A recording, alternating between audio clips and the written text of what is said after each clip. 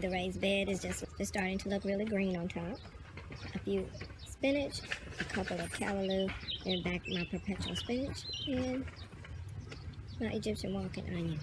I think my spinach are trying to bolt after all, which is fine because I have these to replace them. Although this bed, for the record, gets a lot of shade.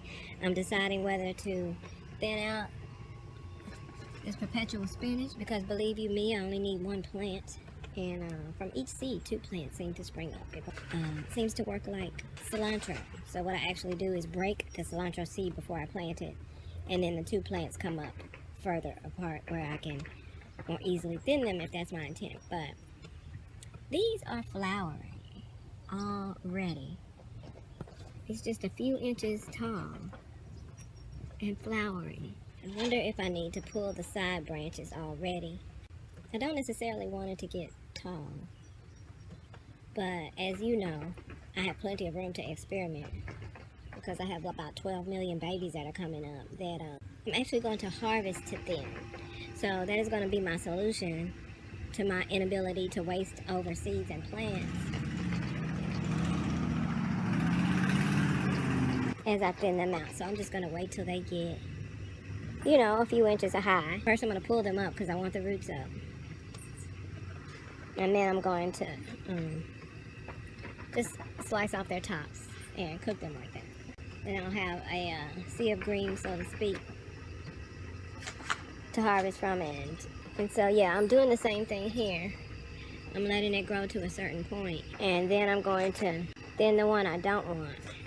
They're all strong plants, so the one I don't want is going to depend on placement. I might want to keep the one that's further in that corner, you know, to give me room when I'm harvesting from other plants.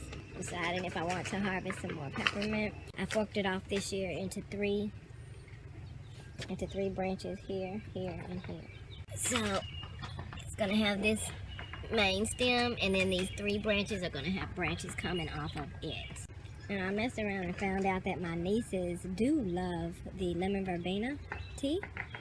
So I may very well grow another one for them. And that way the girls can use it for tea and my sister can use it for seasoning. Right now I'm gonna go in, make myself some eggs and hydrate. Cause girl, overcast, it's not gonna rain. It's gonna be 80s and 90s for the next week and a half and no rain. So I'm gonna have to come out here and water my plants again. I realize that. I'm gonna wait till later this evening though. See how low? I don't know if you just saw that. But those birds are coming from that tree right there. There's about 50 birds living in that little tree. And they travel from that tree, can't see because of my evergreens, to this big tree, this big one here.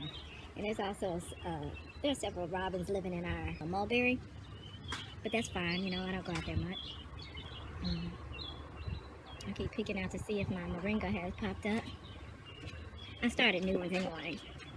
And I'm deciding how I want to go about thinning out these perpetual spinach, if I thin them out.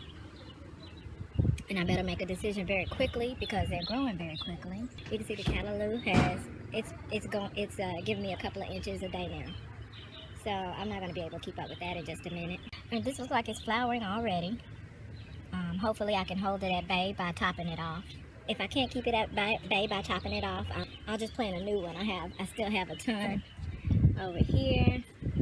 And if that's not enough, there's like thousands of callaloo plants over here. Thousands. Here's the spinach, the purslane, collard. I'm gonna cut this leaf off and make myself a collard taco. This is why I'm not pressed about that spinach. I got a couple of romaine. Tomato is ready to be repotted. See, chard seeds are pretty big. And I noticed that one seed will pop up like three plants. So I usually thin them out and put some more peas in here. See this? And I'm not mad. But I'm gonna get some actual scissors to cut this off so I can get a clean cut. I'll harvest a couple more branches of peppermint. I'm pretty sure those dried out and died. Yeah, let me go get my shears. because I want to lollipop my tomato and also cut off these baby, oh, shit. That one I don't need to cut, apparently, so, yeah. They smell so good. It's a branch, oh, a whole random branch going up the middle.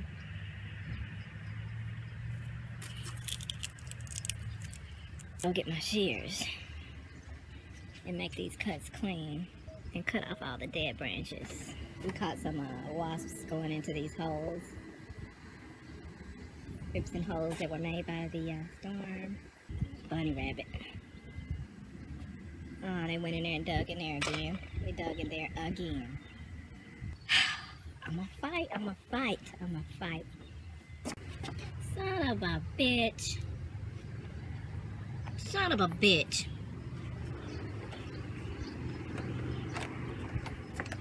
They ate one. Ate this right off. Okay, so I'm gonna put 4 more in here. Son of a bitch. This is my peppermint. Son of a bitch really got in there and dug.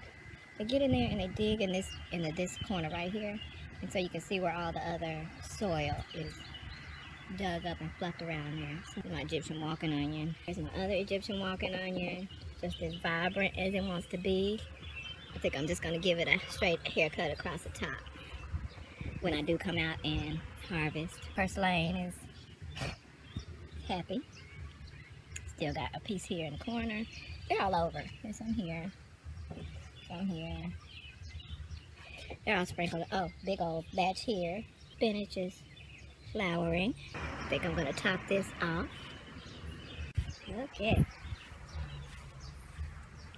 Should have had them in some eggs. Oh, this is callaloo. Need to get in there and pull up the weeds, and it's got stickers in it. Put it right there so that anything trying to come through gets stuck. And I think as soon as I get a branch big enough with thorns on it from my citrus tree, I'm going to put it in the back where the bunnies go in and out. Meanwhile, I'm also going to repot this tomato. I think it's ready.